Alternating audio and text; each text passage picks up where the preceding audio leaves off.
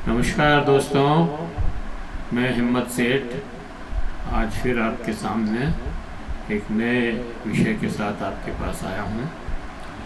आज दोस्तों सबसे पहले आपको बधाई और बहुत बहुत शुभकामनाएं, क्योंकि आज 14 अगस्त है, 14 सितंबर है और 14 सितंबर को हम हिंदी दिवस मनाते हैं। पूरा देश आज हिंदी दिवस मनाता है, बल्कि पूरे विश्व में जहाँ जहाँ हिंदी बोली जाती है, जहाँ जहाँ भारतीय लोग रहते हैं और हिंदी को समझते हैं, जानते हैं, वो वहाँ पर हिंदी दिवस मनाते हैं। हिंदी दिवस 1949 से मनाया जा रहा है और ये इसलिए मनाया जा रहा है, हिंदी देश की भाषा है और संविधान में ये लिखा था कि ये राष्ट्रभाषा की जगह लेगी, लेकिन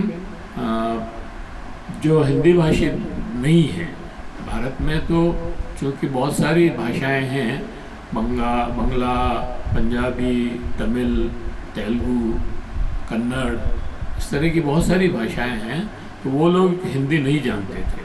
वो इसलिए संविधान ने ये रखा कि भाई 10 साल में सब जने हिंदी सीख लें और 10 साल बाद हिंदी को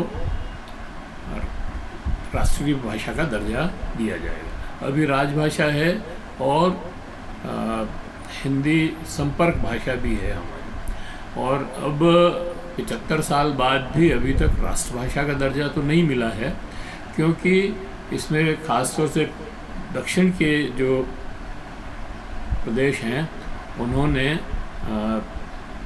इसका हिंदी का काफ़ी विरोध किया, और विरोध करने के अपने उनके कारण भी थे।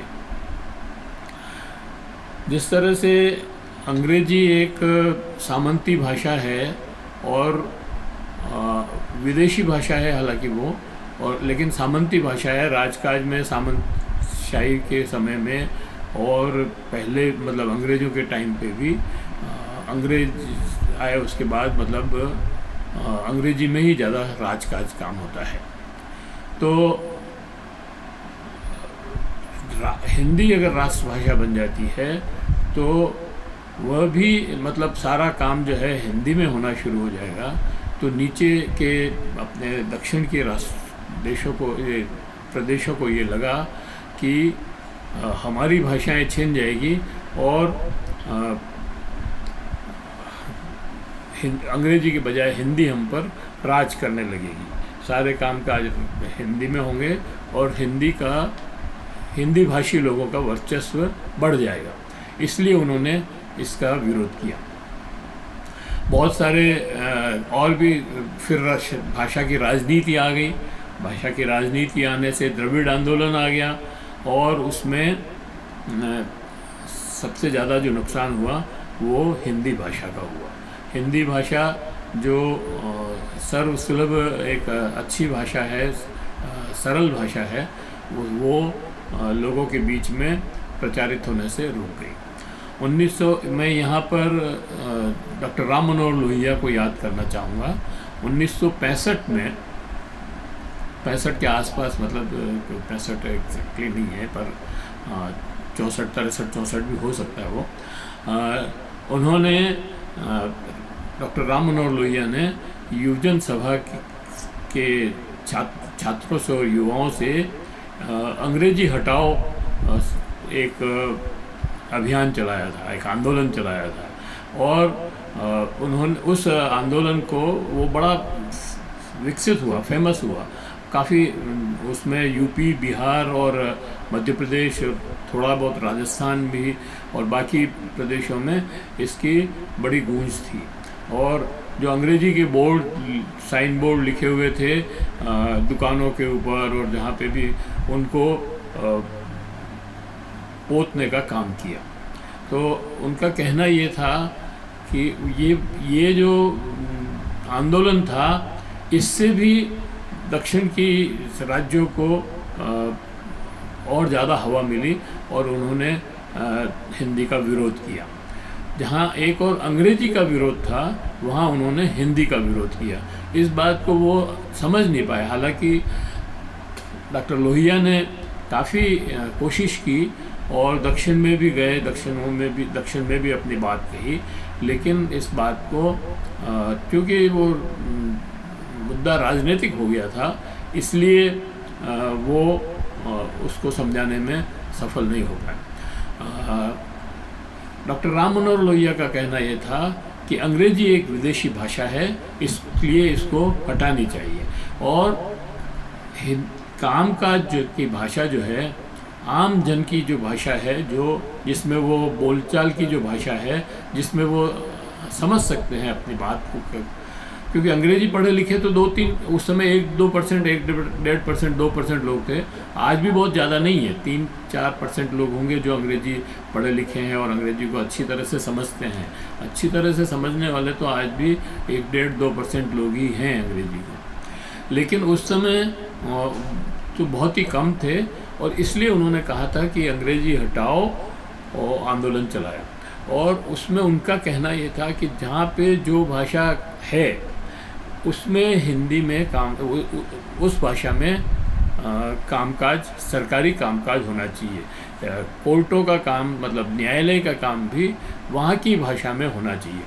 मतलब उनका कहने का मतलब ये था कि जैसे तमिलनाडु है, तमिलनाडु में तमिल भाषा अगर चलती है तो तमिल भाषा में लोग समझते हैं वहाँ पर, तो तमिल भाषा में काम हो। हिंदी यहाँ सारे प्रदेश के सरकारी कामकाज जो हैं, न्यायालय के जो कामकाज हैं, पुलिस के जो कामकाज हैं, वो सारे, और तहसीलदार और पटवारी के जो कामकाज हैं, वो सारे तमिल भाषा में हो। और इसी तरह से कर्नाटक में कन्नड़ में हो, आंध्रा में तेलुगु में हो, उड़ीसा में उड़िया में हो, बंगाल में बंगाली में हो, पंजाब में पंजाबी में हो, तो उससे वहाँ की भाषा में काम होगा। ये सब भाषाएं भी विकसित होगी और वहाँ के लोग उनके कामकाज को अच्छी तरह समझ सकेंगे। अब अंग्रेजी का कोई आदेश आता है तो लोग नहीं समझ पाते हैं। अगर वही आदेश राजस्थान, मध्य प्रदेश, उत्तर प्रदेश में हिंदी में आए तो अधिक लोग समझ सकते हैं। और अगर वही आदेश जो है उड़िया में आए, उड़ीसा में, और तमिलनाडु में तमिल में आए, केरल में केरलिया मतलब मलयालम में आए, तो वो ज़्यादा अच्छी तरह से समझा जा सकता है। इसलिए उनका ये कहना था अंग्रेजी के बजाय हिंदी भाषा में, बल्कि देशी भाषाओं में काम हो। हिंदी भाषा का महत्व उससे और बढ़ जाता। हिंदी अंग्रेजी की जगह लेती और कामकाज की भाषा के बजाय ये संपर्क भाषा बन जाती। और अगर अच्छे से प्रचार प्रसार किया होता हिंदी का, कुछ हमारे जो अंग्रेजी दाएँ थे जो सेक्रेटरीट में बैठते थे दिल्ली की, वो भी नहीं चाहते थे कि हिंदी में कामकाज हो और हिंदी भाषा एक संपर्क भाषा बने, इसलिए भी उसका प्रचार प्रसार कम हुआ। जबकि आज़ादी के पहले महात्मा गांधी ने तब हिंदी का प्रचार प्रसार किया था। वो जहाँ पे भी जाते थे दूसरी भाषाओं के साथ हिंदी भाषा का भी अपना प्रयोग करते थे। तो और गांधी जी ने तो इतना तक कहा था कि 1947 में जब देश आज़ाद हुआ, उसके बाद एक अंग्रेज पत्रकार गांधी से इंटरव्यू करना है, तो गांधी जी ने कहा कि आपको अगर हिंदी में बात करनी है तो मेरे से बात करिए, नहीं तो आप समझ लीजिए कि 15 अगस्त 1947 के बाद गांधी अंग्रेजी भूल गया है, अंग्रेजी नहीं आती है गांधी को, आपको हिंदी में ही बात करनी होगी। तो इतना कमिटमेंट था हिंदी के प्रति डॉक्टर लोहिया का, महात्मा गांधी का और डॉक्टर लोहिया का। डॉक्टर लोहिया ने तो देशी भाषाओं की बात की और सब भाषाएं विकसित करने की बात की। उन्होंने कहा हम दुभाषीय रख लेंगे सेंटर में, दुभाषीय। अगर सेंटर से कोई आदेश जाता है या वहाँ से कोई चिट्ठी आती है तो वो कैसे समझेंगे लोग, ये बहाना बना रहे थे इस बात को लेकर के कि अगर तमिल में चिट्ठी आई दिल्ली में तो दिल्ली में कौन समझेगा उसको। तो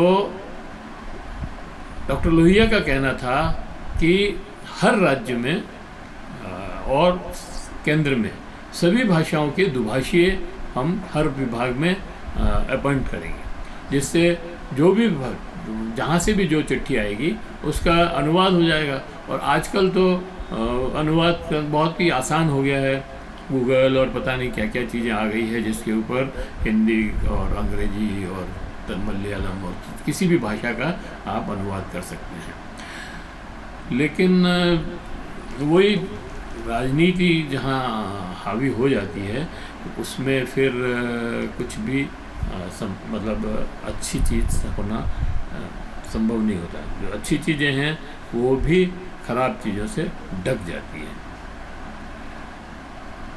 तो हिंदी जो जिसको संविधान में कहा था कि हम राष्ट्रभाषा बनाएंगे और 10 साल सब सीख ले भाषा उसके बाद बनाएंगे, लेकिन वो नहीं बन पाई, आज तक भी नहीं बन पाई। राजभाषा जरूर है, संपर्क भाषा भी है। ये तो मैंने आपको बता ही दिया कि हिंदी 1949 में से हिंदी दिवस 1949 से मनाया जाता है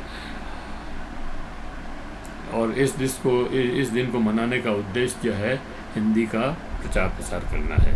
हिंदी दिवस में सब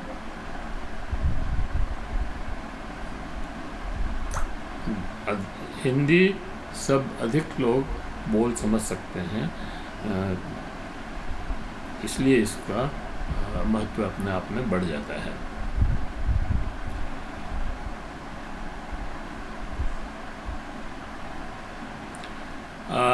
कुछ लोग नारे भी लगाते हैं कि हिंदी हमारी शान है, हिंदी हमारी पहचान है, हिंदी भाषा की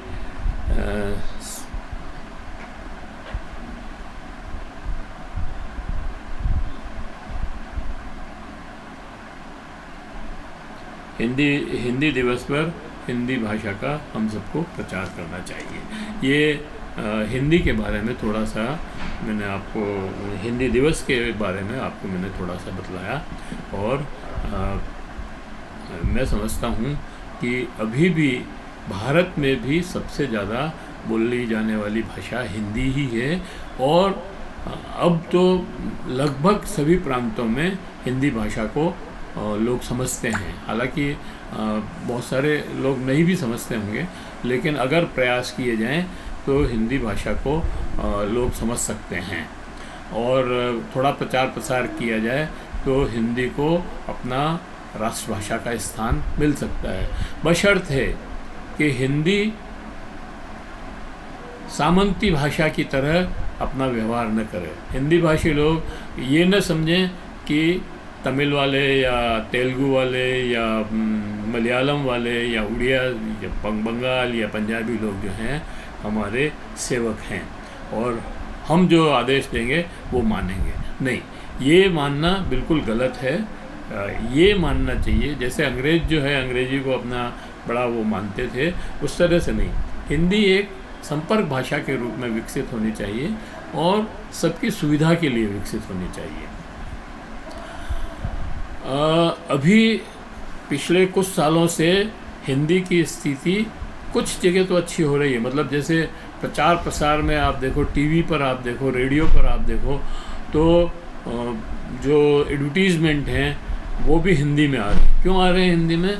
क्योंकि अधिक से अधिक लोग समझने वाले हिंदी भाषी हैं, इसलिए उसको एडवर्टीज़मेंट हिंदी भाषा में दिए जा रहे हैं।